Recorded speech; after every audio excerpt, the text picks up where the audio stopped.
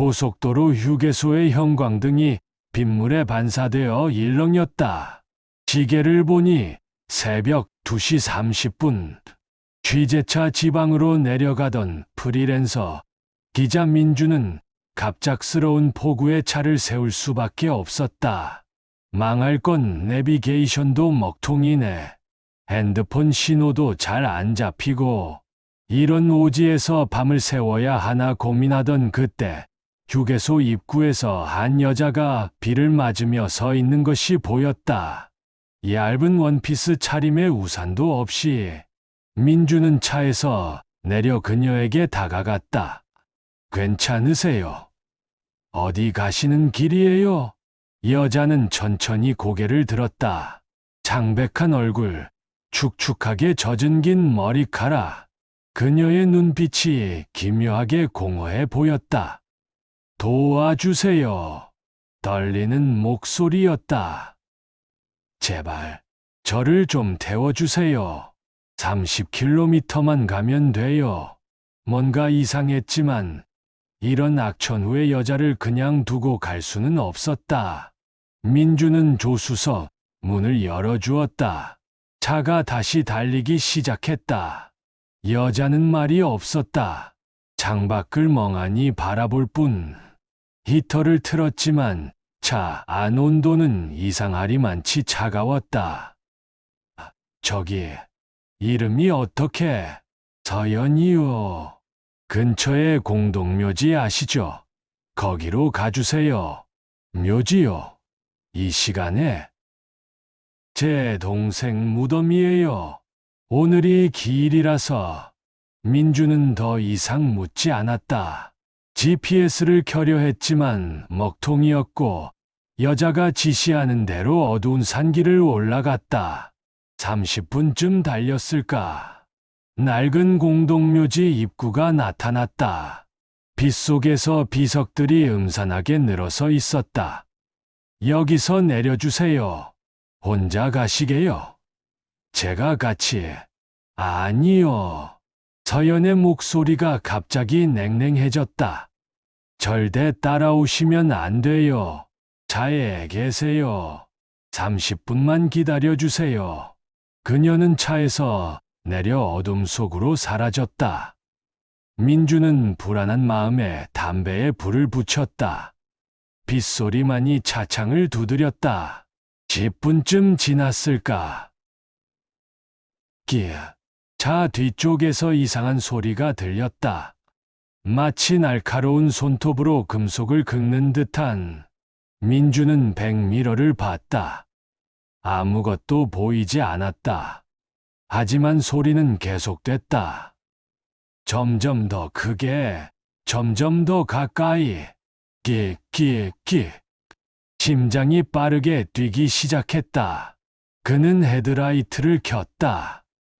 빛이 묘지를 비췄다. 그리고 그는 봤다.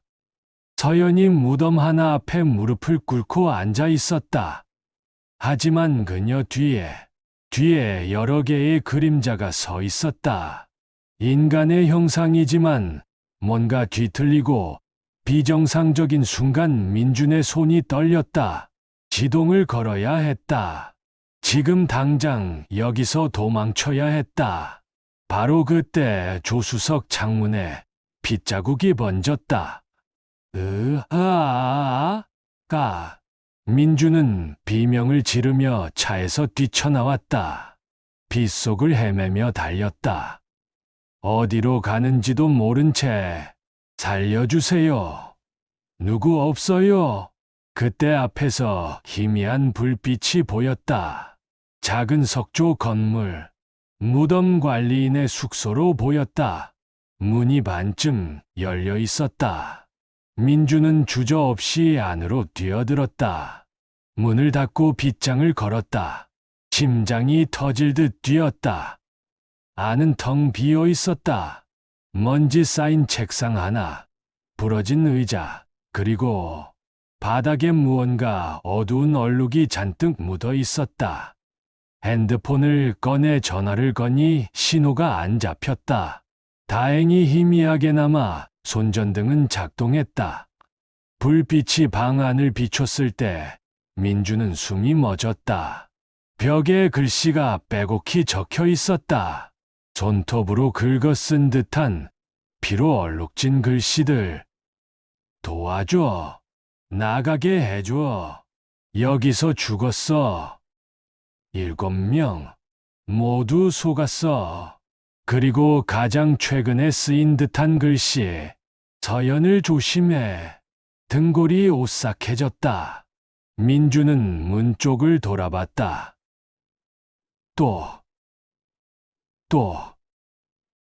또 누군가 문을 두드렸다. 민준 씨, 거기 계세요. 서연의 목소리였다. 문 좀 열어주세요. 무서워요.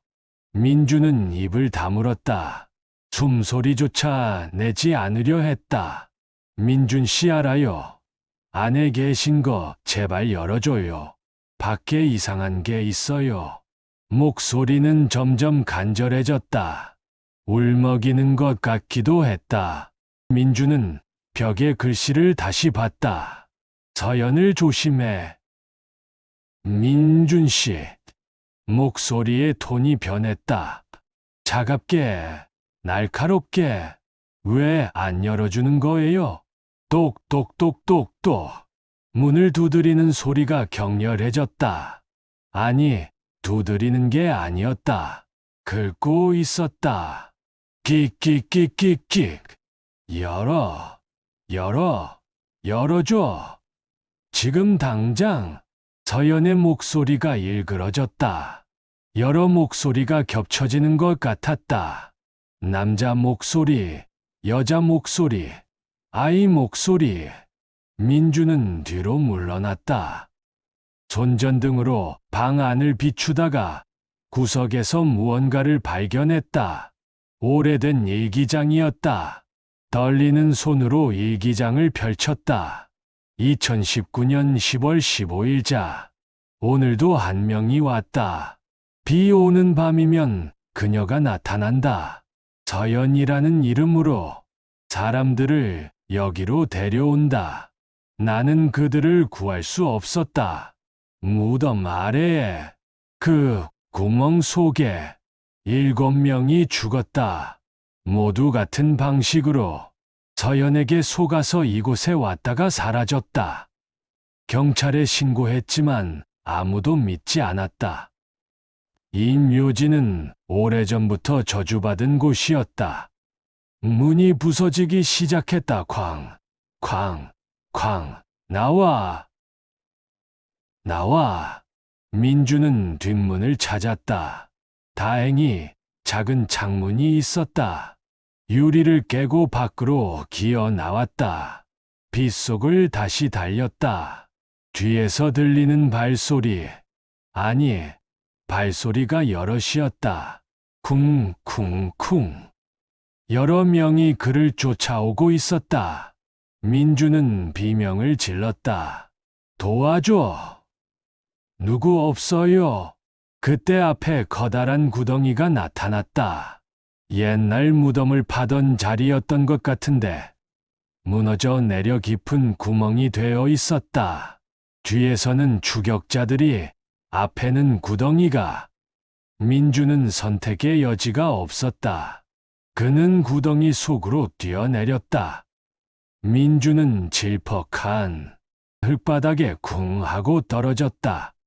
3미터 정도 위를 올려다봤다. 구덩이 위에서 서연이 내려다보고 있었다. 하지만 그녀의 얼굴이 아니었다. 귀신의 모양을 하고 있었다.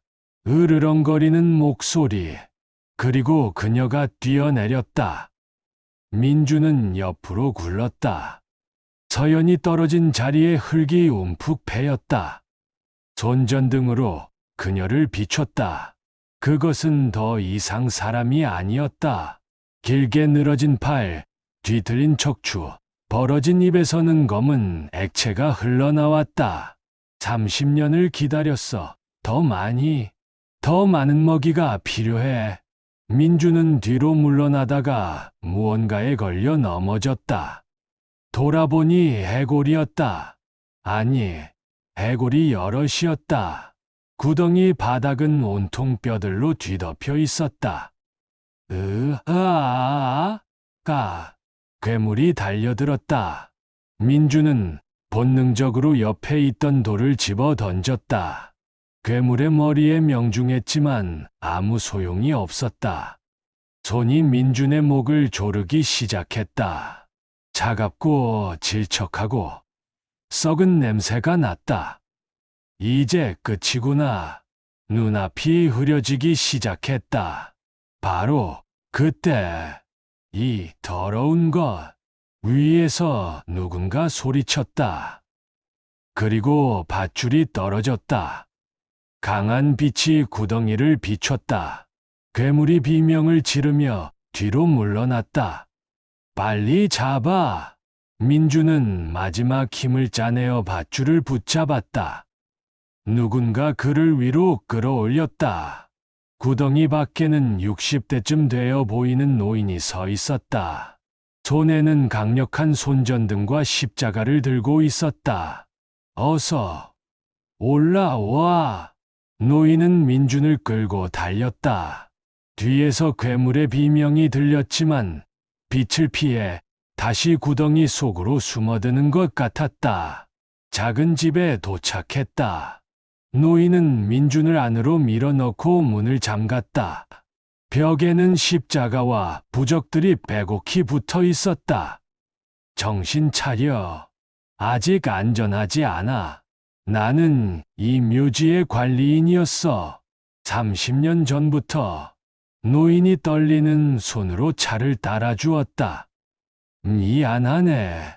자네를 구하지 못했어. 또 한 명이 올 줄 알았지만 무슨 일입니까? 대체 저것이 뭡니까? 노인은 한숨을 쉬었다. 30년 전 이곳에서 끔찍한 일이 있었어. 연쇄살인범이 7명을 죽여 이 묘지에 묻었지. 그들 중 한 명이 서연이라는 20대 초반의 젊은 여자였지. 저 괴물은 서연의 원한이야. 아니, 7명 모두의 원한이 합쳐진 거지. 그들은 억울하게 죽어서 이승을 떠나지 못했어. 그리고 세월이 지나며 뭔가 더 사악한 것으로 변했지. 왜 경찰에 신고를 안 했어요? 신고를 했지. 여러 번 하지만 증거가 없었어. 범인은 완벽하게 흔적을 지웠거든. 그리고 범인이 잡히기 전에 자살했어. 이 묘지에서 노인은 창문을 가리켰다. 빛 속에서 한 무덤이 보였다.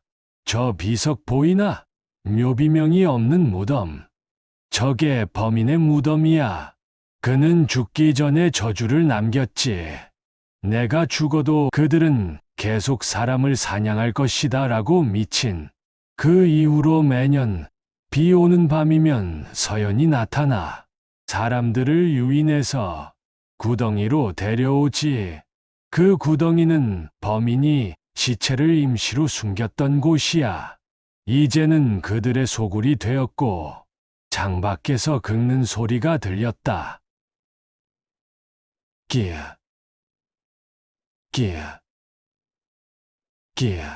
그들이 왔어. 노인이 중얼거렸다. 동틀 때까지 버텨야 해. 빛이 없으면 우린 끝장이야. 새벽 4시. 동틀 때까지 아직 2시간이 남았다. 집 밖은 온통 괴물들로 둘러싸여 있었다. 창문마다 뒤틀린 얼굴들이 나타났다. 사라지기를 반복했다. 7개의 얼굴, 7명의 희생자들. 왜 하필 저를 노린 겁니까? 무작위야. 노인이 답했다. 비 오는 밤, 이 근처를 지나가는 사람, 외로운 사람, 길을 잃은 사람, 그들은 그런 사람들의 냄새를 맡을 수 있어. 쾅! 정문이 흔들렸다. 빨리 발전기를 켜. 민주는 노인의 지시대로 구석에 있는 낡은 발전기를 작동시켰다. 덜컹거리며 시동이 걸렸고 집 주변의 조명들이 일제히 켜졌다. 괴물들이 비명을 지르며 어둠 속으로 물러났다. 이게 얼마나 버틸 수 있습니까? 연유가 1시간 정도. 그 후에는 노인은 말을 잇지 못했다. 민주는 핸드폰을 꺼냈다. 여전히 신호가 안 잡혔다. 여기는 전파가 안 통해. 산 때문에. 노인이 말했다. 가장 가까운 마을까지 차로 20분. 하지만 제 차는 저 밖에 있어요. 묘지 입구까지 달릴 수 있겠나? 민주는 창밖을 봤다. 괴물들이 어둠 속에서 꿈틀거리고 있었다. 불빛이 닿지 않는 곳에서. 모르겠습니다. 쾅, 쾅, 쾅. 문이 더 격렬하게 흔들렸다. 나무가 갈라지는 소리가 들렸다. 시간이 없어. 노인이 외쳤다. 내가 저들을 유인할게. 그 틈에 자네는 차로 달려가. 안 됩니다. 어르신은 난 늙었어. 어차피 오래 못 살아. 자네는 살아서 이 이야기를 전해야 해. 사람들에게 경고해야 해. 다시는 이런 일이 일어나지 않도록. 그때 뒷문이 부서졌다. 괴물들이 밀려 들어왔다. 노인이 십자가를 휘두르며 괴물들에게 달려들었다. 어서 달려가. 민주는 망설였다. 하지만 선택의 여지가 없었다. 그는 깨진 창문으로 뛰어나왔다. 빗속을 달렸다. 뒤에서 노인의 비명이 들렸다. 미안합니다. 미안합니다, 어르신. 눈물이 빗물과 섞여 흘러내렸다. 하지만 멈출 수 없었다. 차가 보였다. 아직 그대로 서 있었다. 열쇠를 꺼내 문을 열었다. 시동을 걸고 백미러를 봤다. 7개의 그림자가 달려오고 있었다. 기어를 넣고 엑셀을 밟았다. 차가 앞으로 달려나갔다. 뒤에서 쿵 하는 소리가 나며 차에 부딪히는 소리가 났다. 민주는 더 세게 엑셀을 밟았다. 트렁크에 부딪히는 소리, 차의 뒷유리가 깨지는 소리. 차는 계속 달렸다. 산길을 내려갔다. 뒤에서 비명 소리가 점점 멀어졌다. 10분, 20분. 마침내 고속도로가 보였다. 가로등 불빛이 보였다. 민주는 차를 세우고 뒤를 돌아봤다. 아무도 없었다. 뒷좌석도, 트렁크도. 그는 핸들에 머리를 기댔다. 온몸이 떨렸다. 3일 후, 민주는 경찰서에 있었다. 하지만 그의 진술을 믿는 사람은 아무도 없었다. 괴물, 귀신, 이봐요. 당신 정신 상태 검사 받아봐야겠어요. 제발 믿어주세요. 그 묘지에 가보세요. 노인의 시체라도 있을 겁니다. 이미 갔다 왔어요. 아무것도 없었어요. 빈 집 하나뿐이었죠. 민주는 절망했다. 그날 밤, 그는 호텔방에 혼자 앉아 있었다. 뉴스를 틀었다. 고속도로 인근 공동묘지에서 실종 사건이 잇따르고 있습니다. 지난 30년간 총 23명이 이 일대에서 실종되었으나 핸드폰이 울렸다. 모르는 번호였다. 여보세요? 민준 씨. 심장이 멎었다. 서연의 목소리였다. 다음에는 도망칠 수 없을 거예요. 민주는 핸드폰을 던졌다. 하지만 목소리는 계속 들렸다. 사방에서, 벽에서, 천장에서, 자신의 머릿속에서. 기다릴게요. 비 오는 밤에. 그날 밤부터 비가 내리기 시작했다. 그리고 멈추지 않았다.